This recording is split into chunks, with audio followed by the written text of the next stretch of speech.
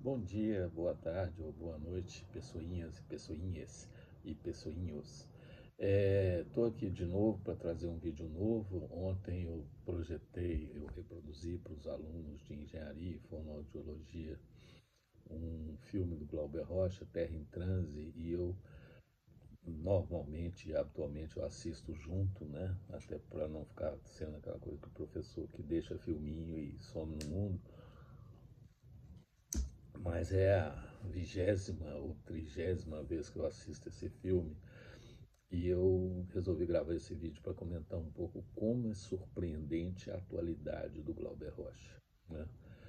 Esse filme é uma coisa assim muito impactante e ele é uma visão política do Brasil muito refinada assim. E é tão interessante que eu sinto que o tempo não passou. Eu sinto que nós estamos ainda hoje, nos primeiros meses do governo Lula, no ambiente de terra em transe, né? Os personagens que são ali retratados, eles são muito sociologicamente expressivos, eles são muito representativos do que nós temos, né? E esses personagens, essas temáticas, essas ideias, essa é, guerra cultural, vamos usar uma expressão mais cara à direita do que à esquerda, embora obviamente no mesmo sentido, não no mesmo sentido, né?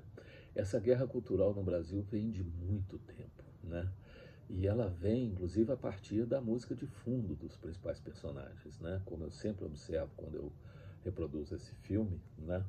A música de fundo do personagem do Vieira, quando aparece, e do próprio Paulo Martins, né? É Villa-Lobos, né? É a Baquiana, muitos trechos da Baquiana número 5, muitos trechos de Villa-Lobos que evocam o nosso passado de composições mineiras, né? E que dialogam também com a composição barroca alemã e uma tradição, eu vejo uma visão claramente antropofágica no sentido modernista, na escolha dessas peças de Villa-Lobos para fazer o fundo do personagem do Paulo Martins e do Vieira, assim como eu vejo uma opção muito interessante, muito deliberada na escolha do Carlos Gomes para fazer o fundo do personagem, né, daquele abjeta figura do personagem do Paulo Altran, que é o Dias, né? E é um filme extremamente interessante porque ele mostra, em 1967, o ano da sua realização, um Brasil tão dividido como está hoje, né? É o Brasil da ditadura, é o Brasil onde os intelectuais vivem um transe e o próprio Brasil vive um transe no sentido místico, no sentido religioso do termo, né? Todos, eu sempre destaco isso também, né? É, é, aquele êxtase religioso das religiões afro-brasileiras, né? É o transe, né? Quando o filho formado de um determinado santo, ele incorpora o santo no terreiro, ele incorpora o santo em algum ritual e ele fala, a voz do santo se expressa a partir dele, né? E naquele momento ele não é nem filho formado, nem cavalo, nem o santo, ele está em transe, ele é tudo ao mesmo tempo, né? E isso é muito interessante porque é o dilema dos intelectuais, né? Eu, como intelectual, como protagonista ativo que sempre fui da política, eu fico em transe, eu hoje estou em transe, né? Nós temos um governo novo, um governo da esperança, da utopia, da retomada, da reconstrução do país, divergindo de uma política sórdida que a gente conseguiu eliminar, mas ao mesmo tempo já pronunciando as críticas deste atual governo, né? Um governo que continua numa situação de transe, quer dizer, ele flerta com o centrão, por questões conjunturais, eu não estou dizendo que é fácil, ninguém disse que seria fácil, né? Usando uma expressão bem usual. Mas é um governo que flerta com o Centrão, que está refém do Arthur Lira, que é essa figura abjeta.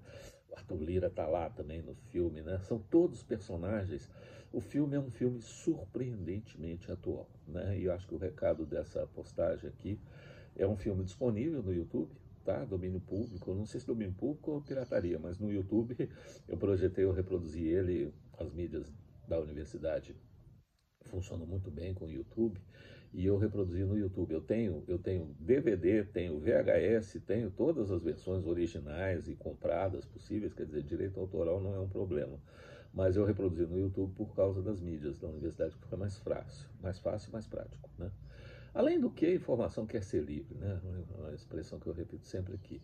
Mas é um filme que eu recomendo muito, tá? As pessoas assistirão. É um filme pesado, é um filme, sob muitos aspectos, chato, né? Um filme não é um entretenimento, não é aquela linguagem do cinema narrativo que a gente está acostumado a assistir. Ele é todo truncado, ele é todo cheio de insights, ele é todo cheio de vai e vens, né? Ele vai no tempo, ele volta, ele recua e narra a trajetória de um dublê, de jornalista, poeta e militante, guerrilheiro, né?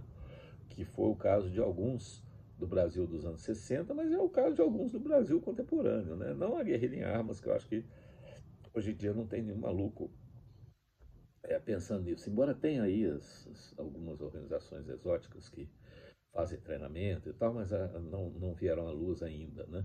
Mas, de qualquer maneira, é um filme muito atual, né? O Paulo Martins, que é o personagem do Jardel Filho, ele é o típico intelectual brasileiro, ele está dividido o tempo todo entre endossar um governo que lhe pareça menos pior e apoiar um outro que num determinado momento simboliza uma causa progressista, né? E a esquerda brasileira já teve essa ideia de fazer aliança com a burguesia para acelerar o capitalismo brasileiro, né?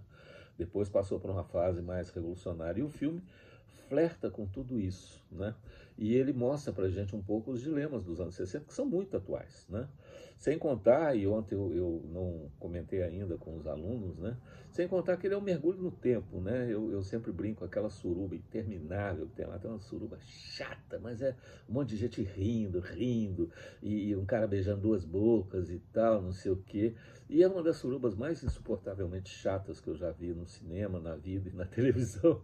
E eu sempre brinco, falo assim, nossa, aquilo é bom para desmistificar os anos 60, né? Toda vez que uns caras, tipo aqueles antigos, tipo o Jabô, tipo esses caras que falavam que a minha época era assim, que na minha época era tudo melhor, né? O pessoal do Pasquim tinha muito essa visão saudosista, os velhos, quando envelhecem, né? Jaguar, Jabô.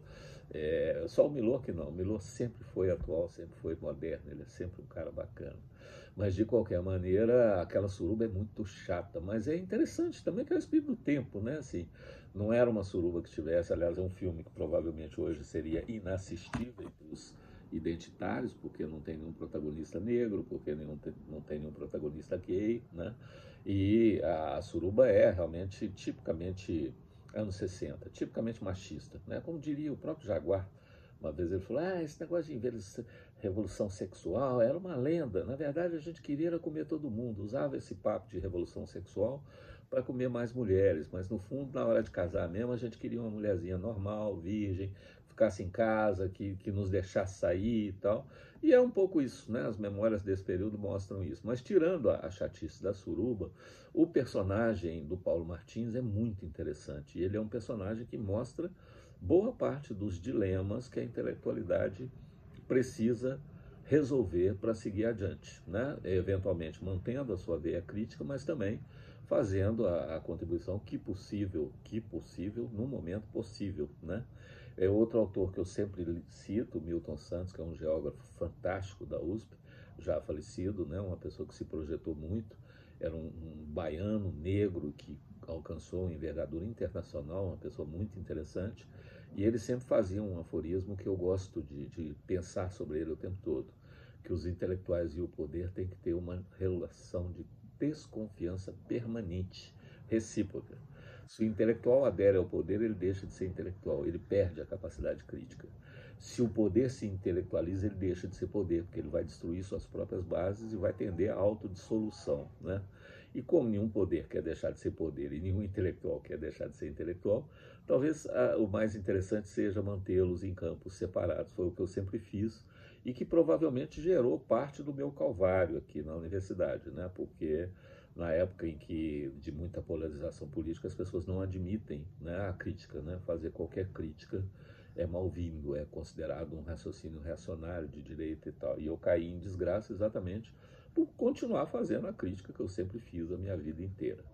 Mas, em suma, esse é o vídeo, né, mais um dos vídeos daquele meu canal de vídeos aleatórios, da minha lista aleatória.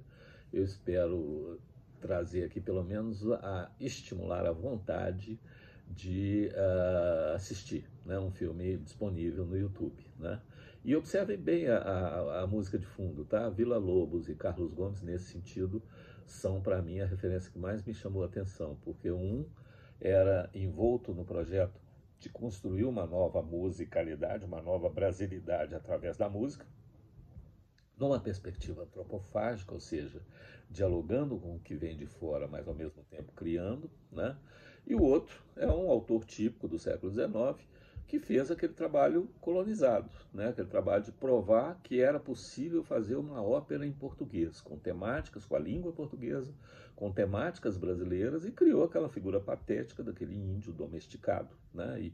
E aí, nesse caso, a expressão não tem nenhuma incorreta, é um índio domesticado, não é um indígena, não é identitário, não tem uma identidade indígena, ele é simplesmente um serviçal de uma europeia clarinha para quem ele mata a onça, né? Talvez até aí tenha uma premonição. Então, colocar Carlos Gomes como digamos assim, o referente musical da extrema-direita, da pré-extrema-direita brasileira dos anos 60, é talvez uma boa sacada. E uma coisa que é muito importante, se você pega algumas frases isoladas, né, do personagem do Paulo Autran, elas são magníficas, elas são reveladoras do que a direita ainda hoje diz. Tem frases ali que parece que saíram do Twitter, né? Saíram do Twitter de um desses genocidas aí, porque são perfeitas, né? Expressão de uma imutabilidade que, em geral, a direita carrega quase sempre consigo. Então, é um filme que eu recomendo fortemente, tá? E um outro reparo que eu faço, o personagem do Paulo Gracindo, que muitas pessoas confundem erroneamente com o Roberto Marinho, não é o Roberto Marinho, tá? A Globo naquela época mal tinha projeção, tinha só o jornal escrito, inclusive a TV Globo não existia, mas o personagem do Julio Fuentes é claramente inspirado no Assis Chateaubriand, essa abjeta figura da mídia brasileira, que ao mesmo tempo que é abjeto, é um dos criadores do MASP, né? Um cara que fez muito pelas artes brasileiras, que é típico também dessa ideia do transe, né? De uma direita progressista quanto a alguns aspectos e regressiva em relação a muitos outros, né? Então tá aí uma dica, um filme que eu recomendo fortemente, tá bom? Um abraço a todos e tenham aí um bom feriado.